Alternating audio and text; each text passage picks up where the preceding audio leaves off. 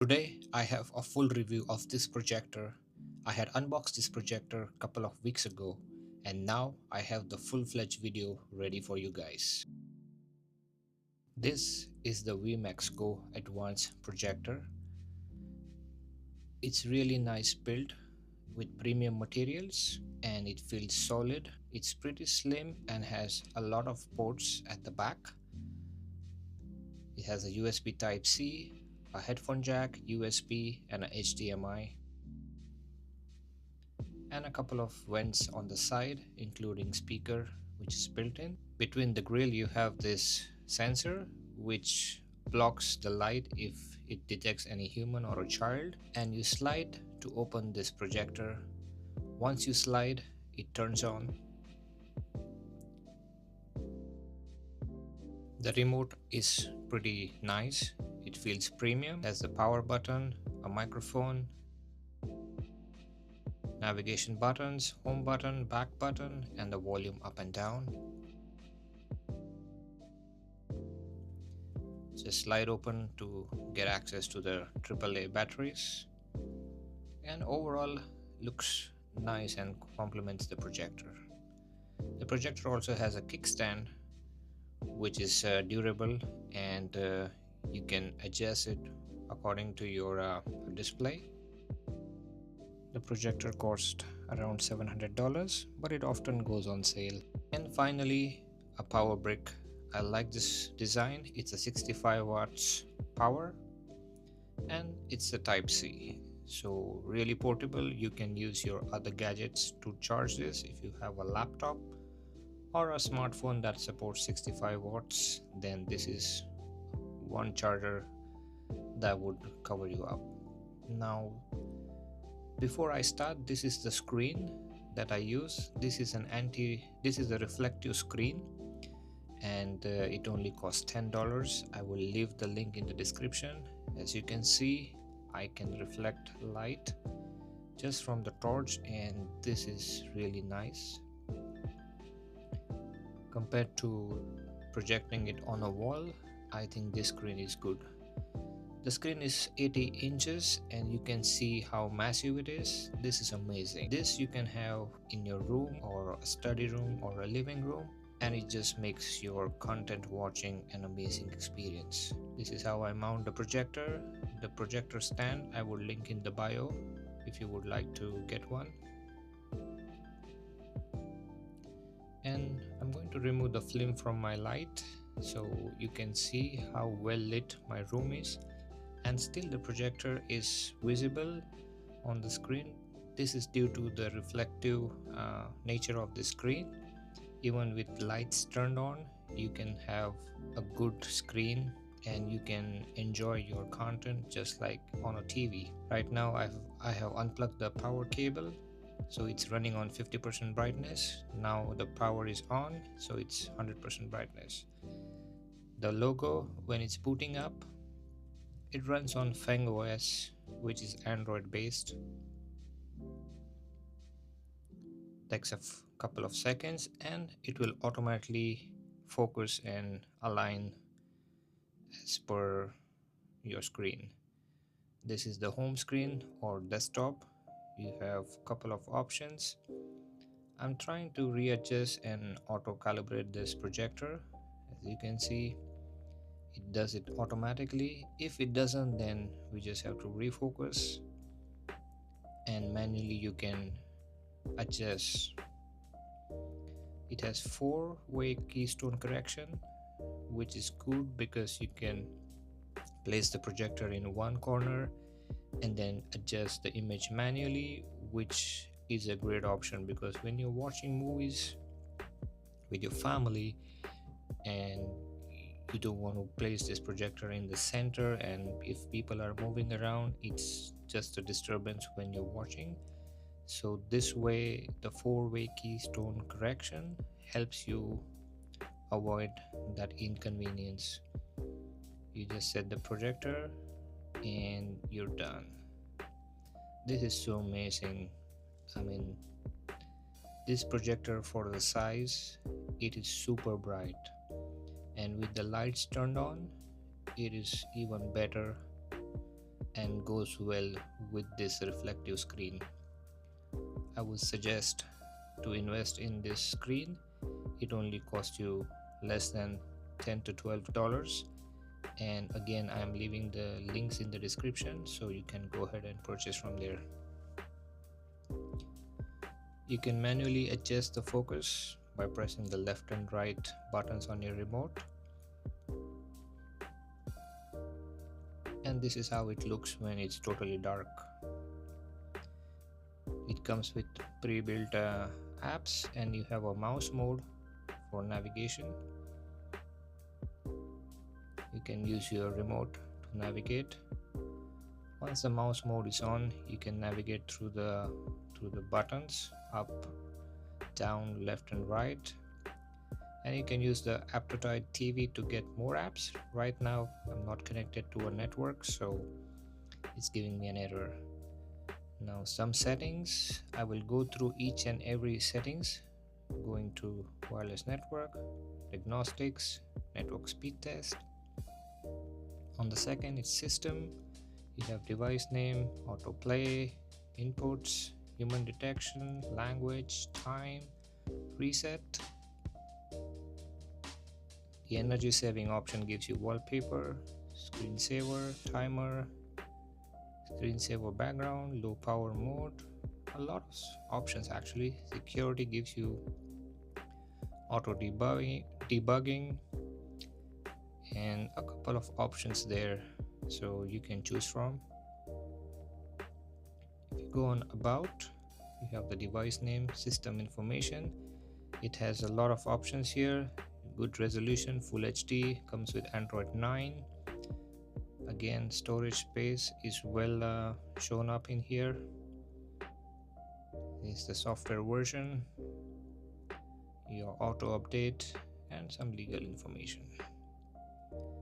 Going on to the image part, you have 3 different brightness modes here: eco, movie and office mode. Or you can do custom. You can select your mode from standard, movie, child, showy, sport, eye care, or you can do a custom mode. With the custom mode, you can manually adjust the colors, the contrast, saturation, clarity, tone. I mean, this is a lot of customization, and very few projectors offer this kind of customization. You can do your projection method normal or inverted if you mount this on a ceiling. Now since I've turned on the inverted mode, I had to recalibrate this projector, so I will quickly do this. There we are. You have the screen zoom in and out, so if you're in a tight spot you can adjust the screen. You have screen focus, which leads to autofocus option in here. You can also get to this screen from the desktop.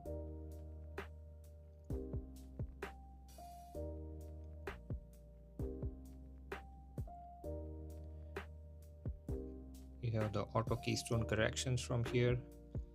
It also has auto obstacle avoidance.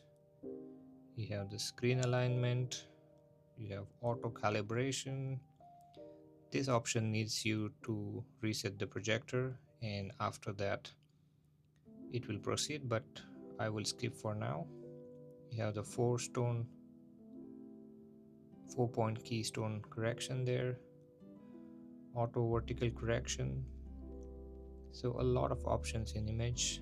For the sound, you can do keystone on and off. Your sound effects, you can turn it on and off. And also you get a couple of sound options when you're watching media content, from cinema to game to music, you name it, and it's all in there. So depending on what you're watching, you can customize it. Connection wise, you have Bluetooth remote control in here. You can add a different Bluetooth remote. You can do a wireless mic with this one, or you can do wireless speakers to get that seamless home theater like experience. Going back to Bluetooth options, You can connect your Bluetooth headphones or speakers, and this is really a good option, especially when you're watching movies at night and you don't want to disturb your partner or your family. Now, going on to the file explorer, you have devices, again categorized in video, image, or music. It has some built-in storage. Currently it's 9 gigabytes available, and it's just like your standard Android file explorer. You also have a USB support, so which will again give you the flexibility of watching content. For projection, you can do Android device, Apple device, and you can use Miracast. I will show you further how to connect.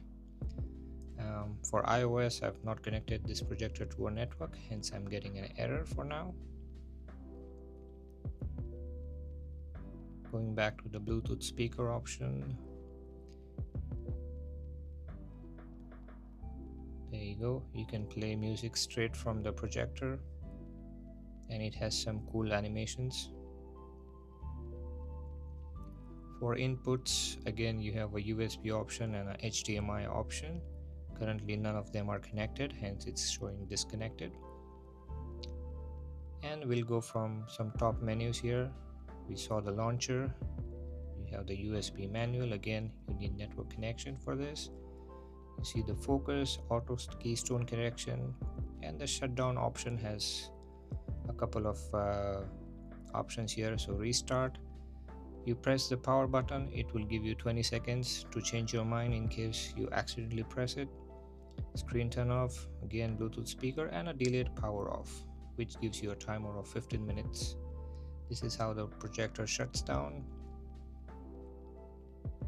Alright, let's go to project. I will show you some content playing through my Android tablet. This is through my Galaxy Tab 7 Plus, and as you can see, we straight away get this WEMAX Go to project. Once you select start now, it should project the content. There you go.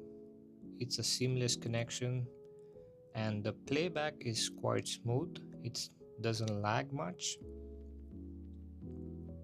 So for content media, this is perfect. I won't recommend this for gaming because you need a high refresh rate. So if you want this projector for watching movies, content, replacement for a TV, this is the best one. Again, the colors are bright. This is because of the reflective screen, so it mimics like as if you are watching a TV.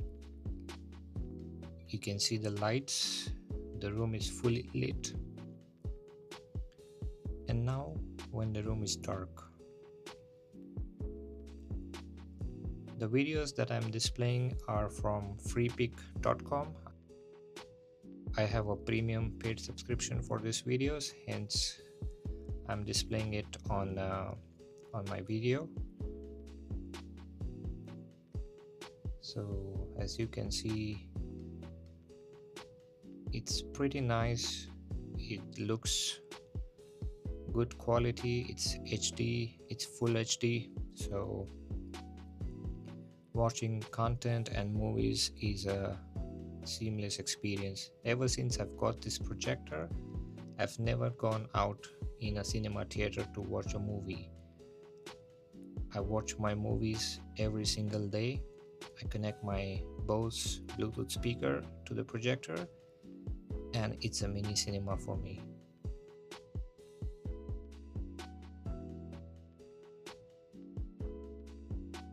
Again, some waterfall shots in here. The battery life of this projector is around 180 minutes. That should be good enough to watch one full movie. And if you want full brightness, it's recommended to either connect to a power bank or a power outlet. Now the screen is versatile. You can watch your content on the ceiling. No matter where you place it, it will automatically adjust for the best viewing angle. As you can see in the video, it automatically adjusts itself. to wherever I position the screen.